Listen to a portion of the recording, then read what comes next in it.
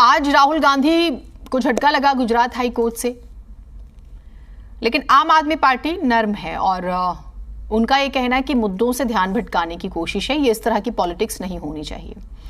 फिर यही आम आदमी पार्टी है, ये कहती है कि कांग्रेस में लीडर नहीं है, लीडरशिप नहीं है, लीडरशिप की कमी है, आइडियाज़ की कमी है, बिखराव है, जनता से नहीं जुड़े हुए हैं, मैनिफेस्टो कॉपी करते हैं, तमाम तरह के एलिगेशंस भी हाल फिलहाल के दिनों में जो हमने देखा।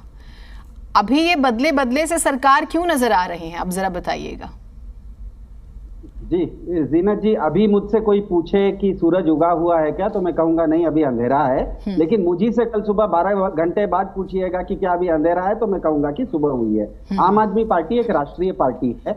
मुद्दों के अनुसार ये किसी की पिछलग्गू पार्टी नहीं है कि किसी के केवल समर्थन, अंधभक्तों की तरह समर्थन या अंध विरोध नहीं करती है, मुद्दों के आधार पर चलती है। पिछले 15-20 दिनों में यह स्पष्ट हो गया है कि जैसे समान नागरिक संहिता पर आम आदमी पार्टी का जो स्टैंड है वो जो केंद्र सरकार है उसके स्टैंड के अनुरूप है, लेकिन जहां तक इस मामले ऑर्डिनेंस की बात है वहां पर हम केंद्र सरकार के विरुद्ध भी खड़े हैं। तो यहां पर मुद्दा यह है कि क्या इस देश के 140 करोड़ लोगों की समस्या मुख्य मुद्दा है या नेताओं का जबानी जमा खर्च प्रमुख मुद्दा है।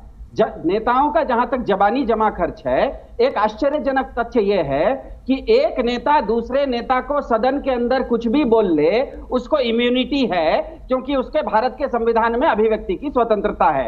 लेकिन वही नेता अगर बाहर आके वो बात बोले, जैसे भारत में जिस तरह से राहुल गांधी जी के ऊपर न्यायपालिका कोई एक उनका आदेश है, वो सुप्रीम कोर्ट जाएंगे, आगे की क्या कहते हैं न्यायिक प्रक्रिया जारी रहेगी।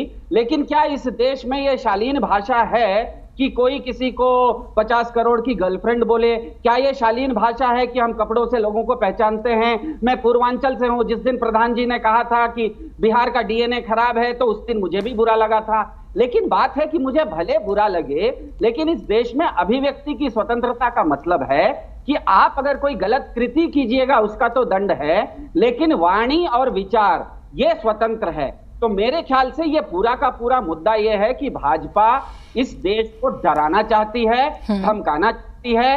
कभी वो राहुल गांधी को करती है, कभी वो मनीष सिसोदिया को करती है, लेकिन अपने लोग बृजभूषण सिंह जी पर नहीं करती है, अपने लोग हेमंत बिश्व शर्मा पर नहीं करती है। अपने लोग एक दिन पहले तक उनको एनसीपी भ्रष्ट दिखती है, अगले दिन एनसीपी के साथ सरकार बनाती है। तो भाजपा का ये जो पाखंड का चरित्र है, हम इसके विरोध में हैं। मुद्दा यह है कि 140 करोड़ लोगों की समस्याएं प्रमुख हैं या एक नेता दूसरे नेता को जबानी जमा खर्च कुछ बोला वो ज्यादा प्रमुख है।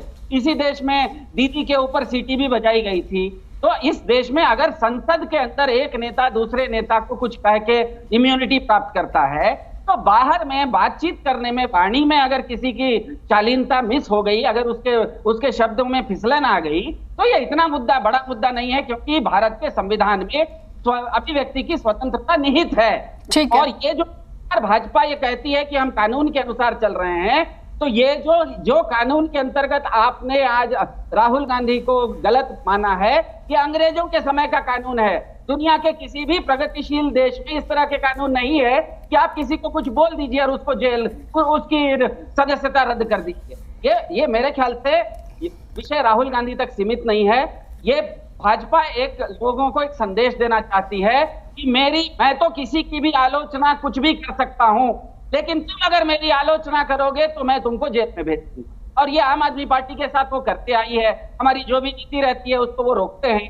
तो भाजपा की ये नीति है, पाखंड है, इसका चरित्र, चाल चरित्र, चेहरा दिखाने के अलग और करने के। ठीक है।